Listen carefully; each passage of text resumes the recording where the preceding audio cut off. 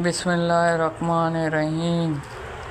آجے سنیے، حضرت حسن بصری کی والدہ ماجدہ ام المومنین حضرت اسماء کی اس کی نسب کی وجہ آپ علیہ السلام کو ام المومنین کی گھر ترغیب پانے سعادت حاصل ہوا۔ ام المومنین حضرت اسماء رضی اللہ تعالیٰ عنہ آپ رحمہ اللہ سے بے پناہ محبت تھے۔ اگر کبھی آپ رحمہ اللہ کی والدہ وجہ کسی کام سے باہر ہوتے تو آپ رحمہ اللہ کو بھوک کی وجہ سے روتے تو ام اسماء آپ رحمہ اللہ کو گود میں اٹھا کر اپنے آپ رحمہ اللہ کو منہ میں آپ کو پوری شوق سے اس کی چوستے تھے۔ ام المومنین حضرت اسماء رضی اللہ کے پستان مبارک سے دودھ جاری ہو جاتے تھے۔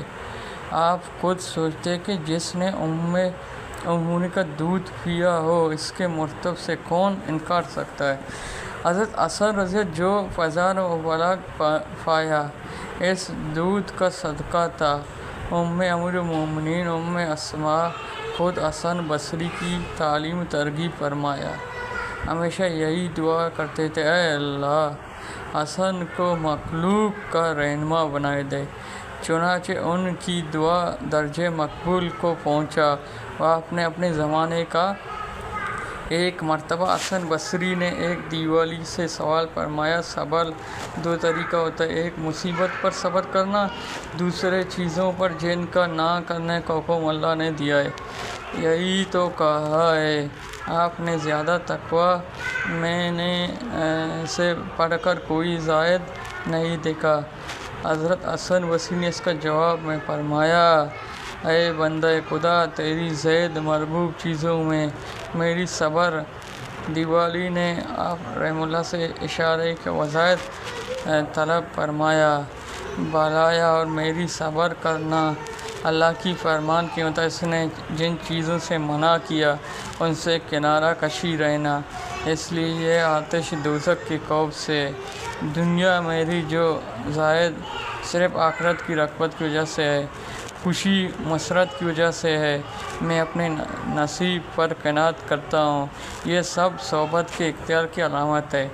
امیر المومنین حضرت علی رضی اللہ جب بصرہ میں آیا، انہوں نے تمام ضبط کو بہت سے منع فرمایا، حکم دیا کہ تمام ممبروں کو توڑ کر پھینک دیا جائے۔ جب حضرت علی رضی اللہ حضرت حسن بصری کی مجلس میں پہنچا تو دریافت کیا، تم عالم ہو یا طالب علم؟ آپ نے فرمایا، میں تو کچھ بھی نہیں ہوں، البتہ جو حدیث میں نبوی سے سنا ہوں لوگوں تک پہنچا دیتا ہوں۔ یہ سن کر حضرت علی رضی اللہ تعالیٰ کو وضاحت گود کی اجازت دیا اور حسن بصری نے حضرت علی سے وضو کر کے طریقہ دریافت کیا۔ حضرت علی رضی اللہ وضو کا طریقہ سمجھا دیا جنہوں نے حضور نبی صلی اللہ علیہ وسلم سے سیکھا۔ آخرت کی فکر حضرت حسن بصری اپنے ابتدائی دور میں جو ہر رات کی تجارت کرتے تھے، جس کی وجہ آپ رحمہ اللہ کا نام حسن موتی بیچنے والے پڑتے تھے۔ ایک مرتبہ آپ رحمہ اللہ تجارت کی غرض سے روم گیا اور جب وہاں کی وزیر سے ملاقات کیا پہنچا تو کہیں جانے تیار میں تھا۔ اس نے آپ رحمہ اللہ سے بھی چلنے کو کہا۔ آپ رحمہ اللہ نے اس کے ساتھ چل پڑا۔ دونوں گھوڑوں پر سوار ہو کر جنگل کی جانب چلا دیا۔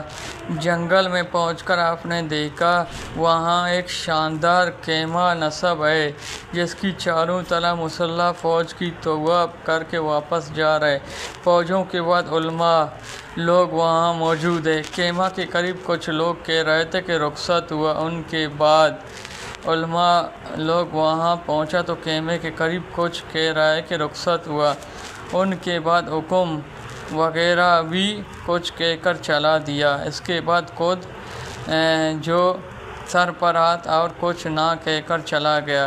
اس کے بعد شاید وزیر بھی اس طرح کچھ کہہ کر چلا گیا۔ آپ رحمہ اللہ نے حیران زدہ ہو کر اس وزیر سے اس سبق دریافت کہ وزیر نے بتایا بادشاہ کا ایک خوبصورت جوان بیٹا مر گیا اور وہی اس خیمے کے مدعو ہے۔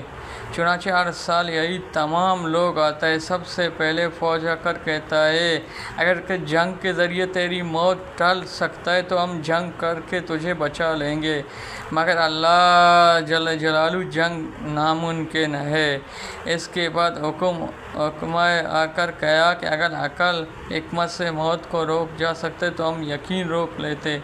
फिर उलमा आकर कहते अगर दुआ से मौत को टाल जा सकते तो हम टाल देते।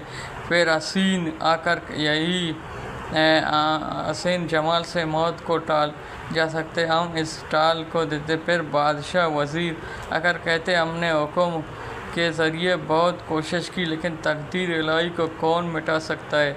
अब आइंदे साल तक के कुछ हमारी इस्लाम को यह कह सब वापस चला गया। हसन बसरी रहमतुल्लाह फरमाया इस वाक़या को सुनकर मैं कसम खाकर ज़िंदगी भर ना हंसा। फिर हसन बसरी दुनिया से बेदार होकर फ़िक्र आखिरत की गोशा नशीन इख्तियार कर लिया। मशहूर है कि आप रहमतुल्लाह 70 साल हिम्मत वज़ू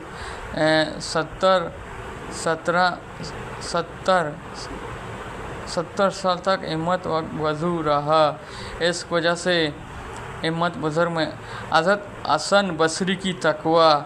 एक मरतबा हसन बसरी पूरे रात मसरूफ़ ये वज़ीर रहा। जब लोगों ने पूछा आपका शुमार तो साहिब तकवा लोगों में होता है, आप किस लिए इक़्तिदार पर वज़ीर करते? आपने फरमाया मैं इस दिन के लिए रोता हूँ जिस दिन से मुझसे कोई ऐसी कता हो गया। अल्लाह जल्ल जलालू के बाद फरमाया कि ऐ हसन हमारी बारगाह में तुम्हारी कोई वक़्त नहीं, हम तुम्हारी पूरी इबादत को ज़िक्र करते। रवायत में आता है कि एक मरतबा हज्जाज बिन यूसुफ अपने वज़ीरों के हमरा हसन बसरी की मजलिस में दाखिल हुआ। इस वक्त बड़े उलमा आपकी मजलिस में हाज़िर थे।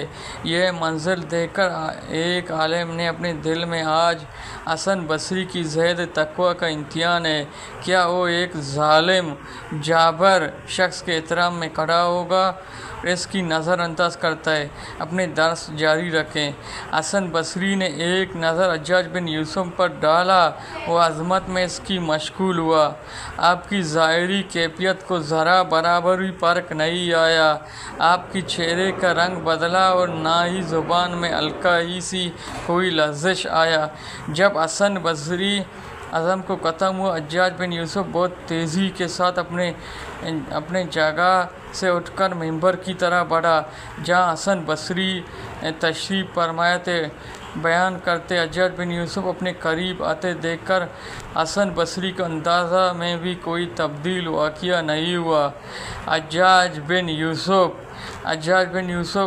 इस हज़रत हसन बसरी की दस्त मुबारक को बूसा दिया। फिर आपके हाथ को बुलंद करते हुए हाज़िर से अगर तुम किसी मर्द खुदा से मिलना चाहते हो तो हसन बसरी को देख लो। एक मरतबा हसन बसरी अपने घर की छत पर यह किनार ताकि सैलाबा नकरा ऊपर नीचे से गुज़रा। एक शख्स पर कुछ नज़र कतरे टड़प रहा था। इस शख्स ने आपसे पूछा क्या यह पानी फाक है या नाफाक है? अपने बराए अपने कपड़े फाक कर ले, यह एक गुनाहगार की आंसू है। मुनाफिक कौन है? एक मरतबा हसन बसरी ईद के रोज़ ऐसी जगह से गुज़रा जहाँ लोग हंसी मजाक में मशगूल थे।